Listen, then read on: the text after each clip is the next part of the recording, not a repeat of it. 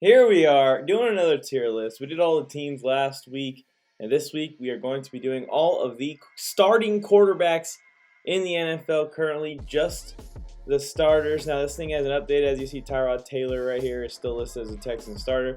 We're going to just work with what we got here. For the most part, all the starting quarterbacks are on here. I've got this tier list set up, but first let me introduce myself. Hello, I am Mike on the Mike Sports. If you are new to the channel, please consider smashing that like button, but especially subscribing and turning on notifications. We go live for every NFL primetime game. We're going live for the big NBA primetime games, and we also post 10 to 15 videos per week about different topics and with different co-hosts and different shows if you don't like me, and all of this surrounding the world of sports. We are the first sports network built for the fans, entirely of fans like me and you. So I highly recommend, and I would really appreciate it if you guys like this video and subscribe, turn on the notification bell real quick. Now talking about these tiers, all right, I got elite at the top. There's only a few quarterbacks that fit into this elite tier. There is a gap between this elite tier and the next tier, which is locked top 10 quarterbacks. Yes, you are in the top 10, you're ranked top 10, but you're not necessarily an elite quarterback in this league yet. The next category is still great, but not quite top 10. There's a few guys that I wanted to highlight that probably would be in the top 10 if a couple other guys slid out of the top 10, or a couple guys that are in top 10 retired. But they're still great. They still deserve praise. They play at a top 10 level, but they're just not quite in that top 10 just because of how good the quarterbacks are in the league in this day and age. Then we got the average. This is your 15 to 20 ranks, your 14, 15, 16, 17, middle of the pack quarterbacks go in this average tier. Then we have the ones that have promised, not quite better than these average quarterbacks that have kind of shown some consistency, but they have promised to be still great but not top 10 or lock top 10, or even have promised to eventually be elite one day. And the next category we have is going to be a career backup. These are starting quarterbacks in the league right now that I don't think should be starting quarterbacks, or I don't think will be starting quarterbacks in the long term. Then we just got the poop. And the poop just means that you're poop. And you don't want to be poop. But some people, some quarterbacks, they just are poop, and we just got to rip that band-aid off and say poop when we see poop. Anyways, you see the QBs generated down below here. I'll be going in this order so you guys can kind of tell which QB's coming up next. Stick around to see your favorite quarterbacks and what tier they land in. And let me know in the comment section where I'm right and where I'm wrong. I like them both.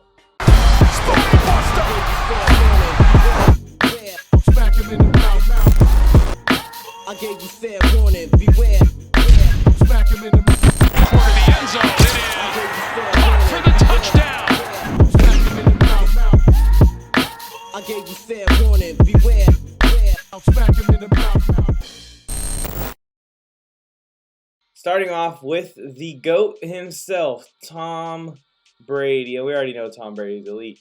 There's nowhere else that you can put Tom Brady on this board. He is one of the few quarterbacks that are elite in this league. He is 44 years old and playing like he's 21 still, or 23 still. Tom Brady looks like he's in his prime, and he's somehow getting better with age, which just doesn't add up. I was talking about it last week. It doesn't make sense. We may need to start looking into some pretty wild conspiracies. Whether Tom Brady is an alien, or maybe Tom Brady's a time traveler. I don't know what it is or what's going on, but he has unlocked the key and the secret to the fountain of youth and has remained an elite quarterback throughout his entire career. And it's kind of impressive, and it's insane to see him doing it at this age, and he may even do it into his late 40s.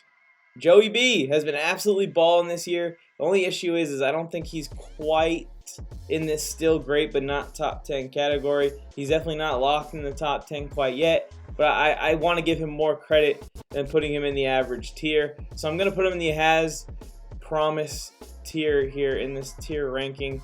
Joe Burrow has been balling this year so far, and I think he has potential to be an elite quarterback one day. We've got to bring the turnovers down just a little bit more and see this on a larger scale and see it more consistently for an entire season. And I'm going to be ready to move Burrow up some tiers, but definitely has promise to be, at the very minimum, a locked top 10 in the not so distant future, honestly, in the near future for Joe Burrow. I'm getting very close to jumping him over all these guys and putting him into the top 10, or at least still great, but not quite top 10.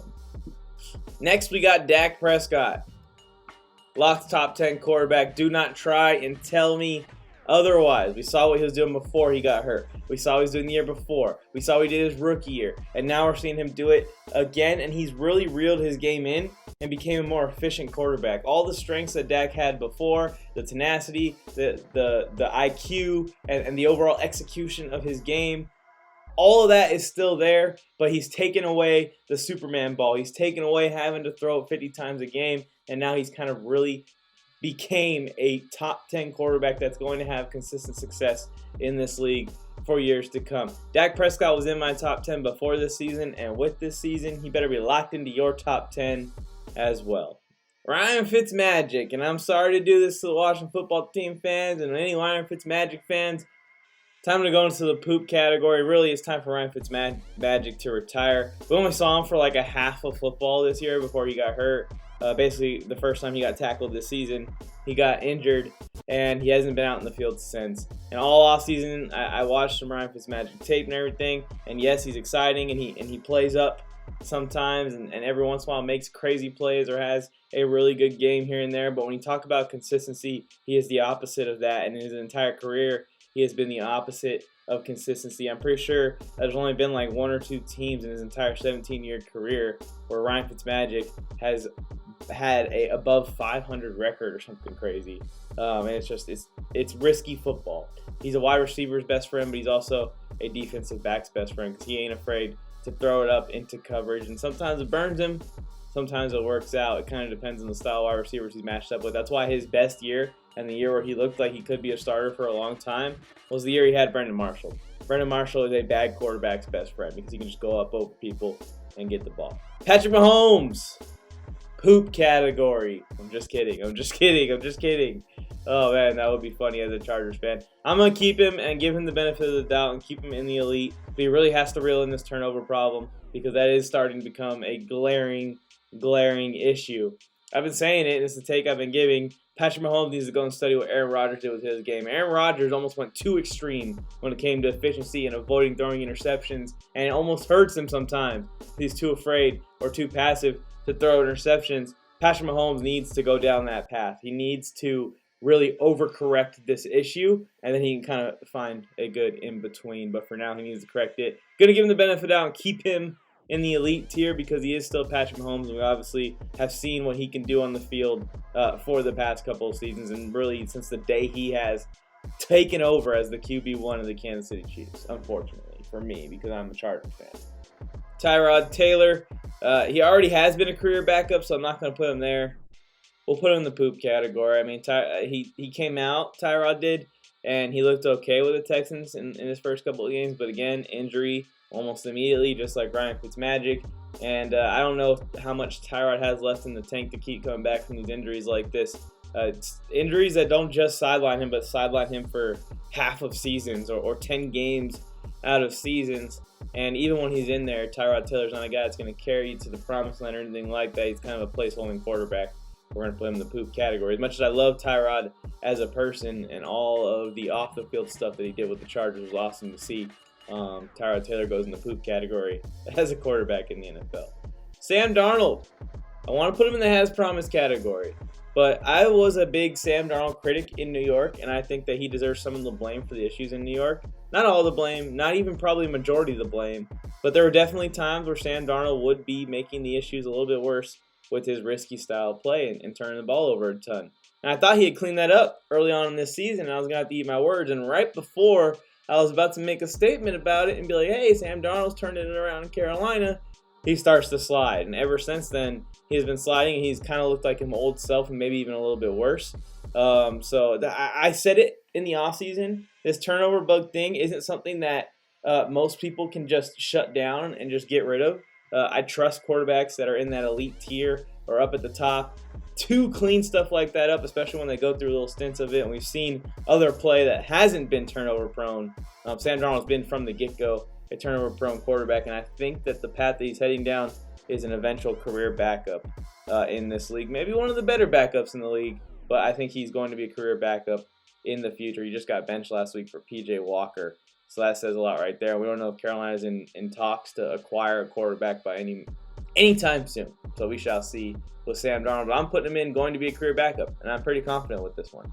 All right, let's talk about Jared Goff a little here. I wanted to put him in the poop category, but he's a young guy. He just won the Super Bowl. He has a huge contract. He's going to be in the league for a lot longer, and I think it's going to be as a career backup in the future. He's trying his best in Detroit, and you can see him going out there and playing his ass off, and I do give him some respect and some props for that. Not the biggest Jared Goff fan in the world. You know, I was saying that he was holding the Rams back. We're starting to see that was probably a little bit true with Matthew Stafford balling out in Los Angeles now.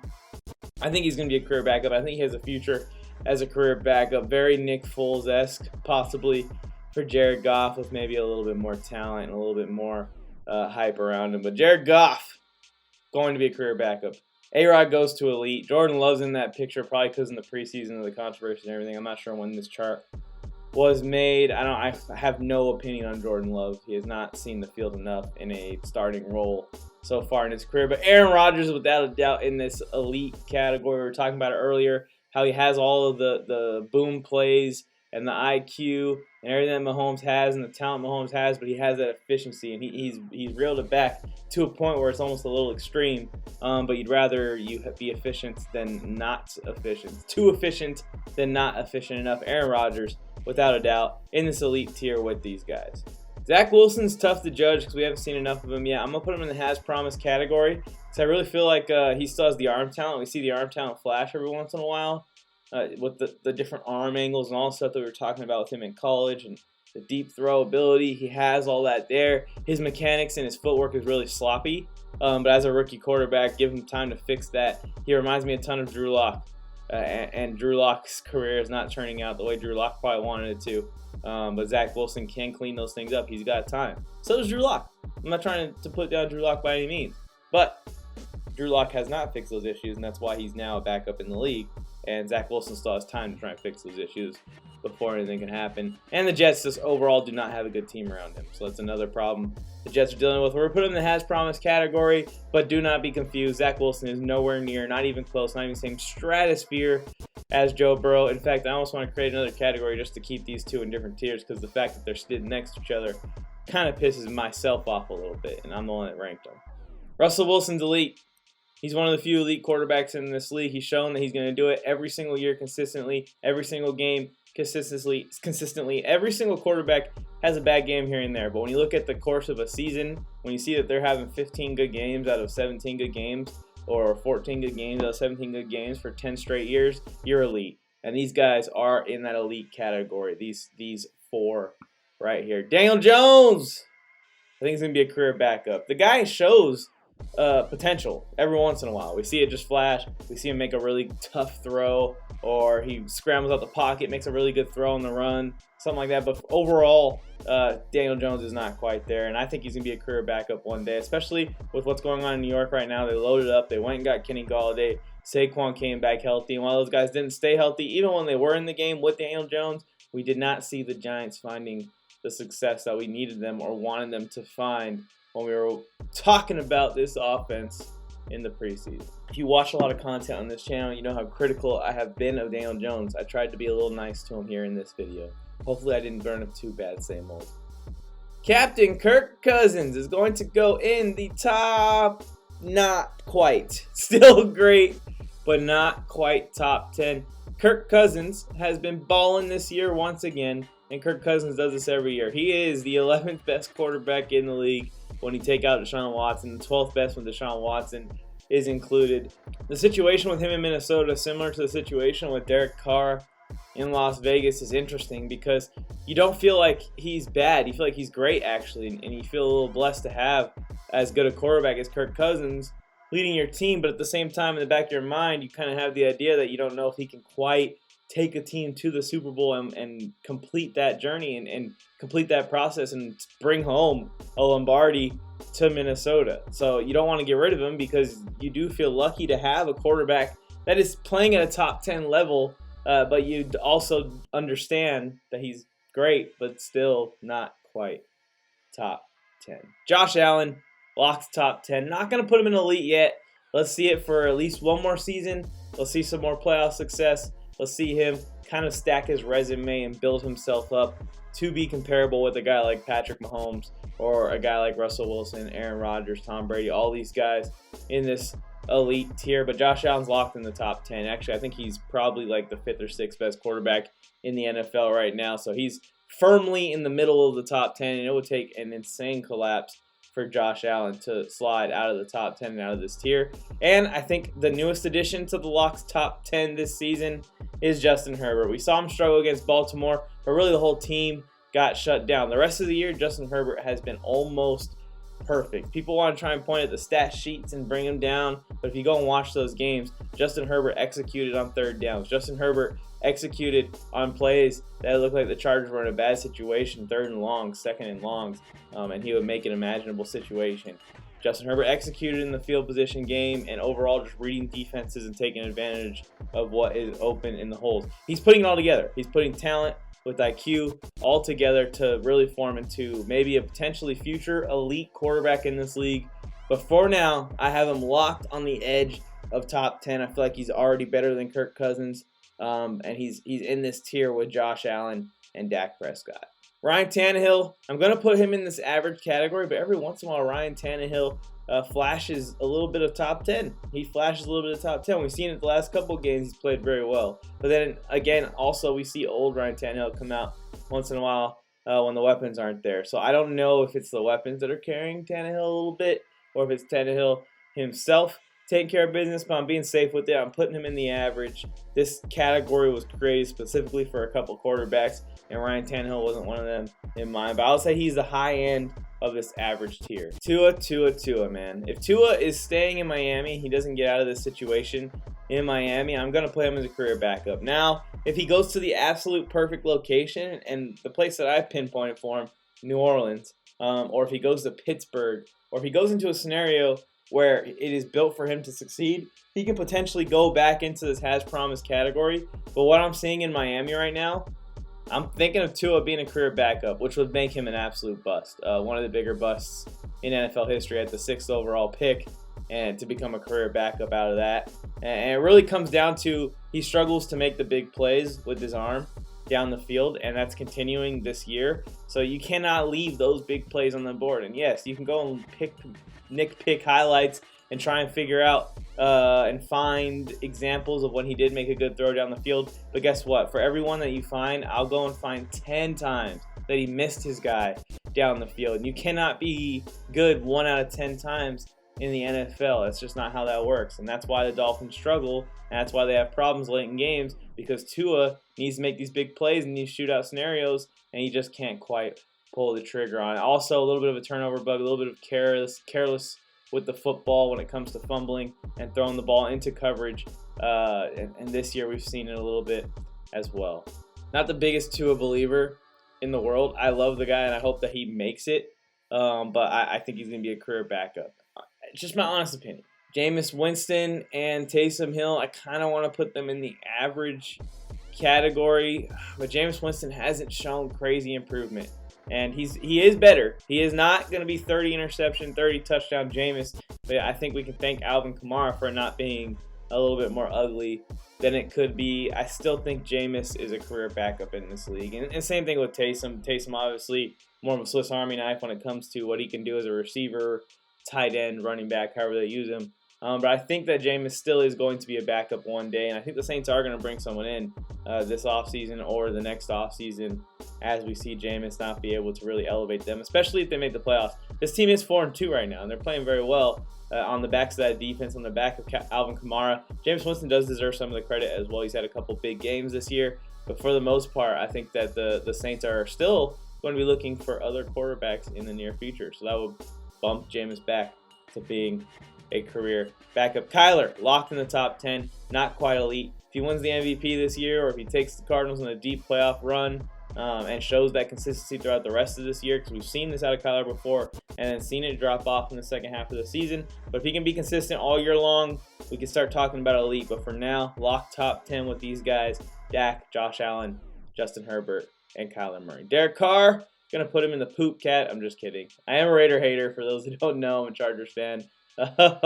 So little April Fool's joke in October for the Raiders fans. I'm going to put him in this category, still great, not quite top 10. I've always had him in the average category, but what Derek Carr is doing this season deserves a bump up, and he's showing that he's going to do this probably the rest of his career, the rest of his prime, maybe 5 more years of consistently playing at a high level and at a top 10 level. It's just the league is filled with such good quarterbacks right now. Not quite in the top 10. He'd have to be better than like a Dak, or we'd have to rank him above a Justin Herbert to sneak him into the top 10 without Deshaun Watson there. Now you include Deshaun Watson in the ranking. Now you got to put him over 2 guys that I think are better than him, and I just can't quite do it. But I also don't want to put him in the average category because he's playing at an above average level. He's playing at a great level. Still great, but not quite top 10. Jalen Hurts, I'm actually secretly a little bit of a Jalen Hurts fan. I think that Jalen Hurts has similar potential to Zach Wilson, or maybe even more potential with what he can do on the ground. But if he just keeps developing and keeps bringing his game to a point where he can limit the turnovers and bringing his game to a point where he can lead this Eagles team for a couple of years in a developmental phase while they kind of rebuild the team around him, I think he has promise to be a nice dual threat quarterback in the league one day. And I don't think I'm ready to say that he's going to be a career backup just yet. We'll see what he does over the next half season, and maybe he gets another year as a starting QB of the Eagles in 2022, and then we'll really know what Jalen Hurts' future looks like. But I'm going to go with has promise for now. I think he has promise. Baker Mayfield, average quarterback, and he is the freaking carbon copy of an average quarterback. And everything that everyone says about Baker Mayfield is so interesting because it seems like you either love the guy or you hate the guy. I'm in the middle, but I critique his game. Not that I like to critique his game. I critique his game because I don't feel like he elevates the Browns in very many scenarios. I don't feel like he holds them back either, but I don't think he elevates them. He is the definition to me of average. And he's just a little bit worse than Ryan Tannehill. I think Ryan Tannehill can do a little bit more than Baker Mayfield, but they're both, I think, in this average category. I think it's a good tier for them. Jimmy G and Trey Lance. Jimmy G and Trey Lance. This one's really tough because it's hard to grade these guys. Trey Lance would go in the has promise category. I actually like his game a ton, and we'll see what he can do as he develops. He needs to develop. But Jimmy G, I'm going to put in the poop category. We saw against the Colts. I know it was in the pouring rain. It's getting ugly for Jimmy G. And he's been like this his entire career where he goes through these stints where it's like he doesn't even look like he should be out there. And that's where we're at right now with the San Francisco 49ers, where 49ers fans are holding on to this Jimmy G took us to the Super Bowl thing. You got to remember, he didn't really take you to the Super Bowl. He handed the ball off to the Super Bowl while the defense played amazing to the Super Bowl. And here we are. Jimmy G is playing awful so far in the league this year, and I am pretty confident putting him in this poop category. Maybe he goes back to being a backup. But the reason I don't have him in the career backup category because I don't think he wants to go back to being a backup. He's going to go and bounce around the teams that need transition quarterbacks and be the Ryan Fitzmagic of tomorrow. A little bit more chiseled jaw, Ryan Fitzmagic. Teddy Bridgewater, Andrew Luck, putting them both in the poop category as well. Teddy Bridgewater disappointed me quite a bit the last couple of weeks. We're starting to see him really, really struggle. And that's not a good sign for a guy that already was a career backup for most of his career. Now he finally gets a starting gig again, and it's just not going well. It started off hot, but it's not going well here in the second half of the season. And Drew Lock, I think, can be a career backup in this league, but you guys know my feelings on Drew Lock. Matthew Stafford, Lock top 10, got to be in the top 10. And he's approaching elite very quickly. But the only problem is he spent all that time in Detroit, so he's got to kind of prove himself a little bit more here in Los Angeles. If we see the Rams win a Super Bowl, then I'm willing to move Matthew Stafford up. I don't know about y'all, or if he wins the MVP. We will see how successful or not successful Matthew Stafford is in the future with the Rams, but I think I can lock him in this top 10 category. Lock it in. All right, we got Andy Dalton and Justin Fields in here. Justin Fields is now the QB1. I'm going to put him in the has promise category. Definitely showing that he needs to develop.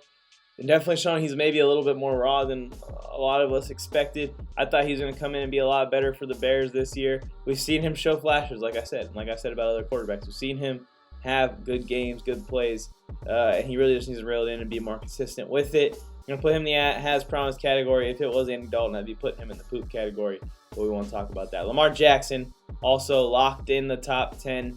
This is a guy that's been balling out this year. He's going to be an MVP candidate as well. This whole tier are going to be MVP candidates in the NFL this year, and it's a ton of fun to watch. Big Ben is going to go in the average category. Big Ben doesn't quite have it anymore, and we're starting to see a lot of people talking about it in the chatter that he's washed. He's washed. I mean, it's true. His career's over. It's time to retire for Big Ben. He's not going to be able to take this team on a playoff run if they do sneak into that final wild card spot somehow. But I'm going to put him in the average category just because of what he's done over the course of his career. The Steelers are still winning football games with number 7 throwing the ball in 2021. So he deserves his spot, and similar feelings with Matt Ryan.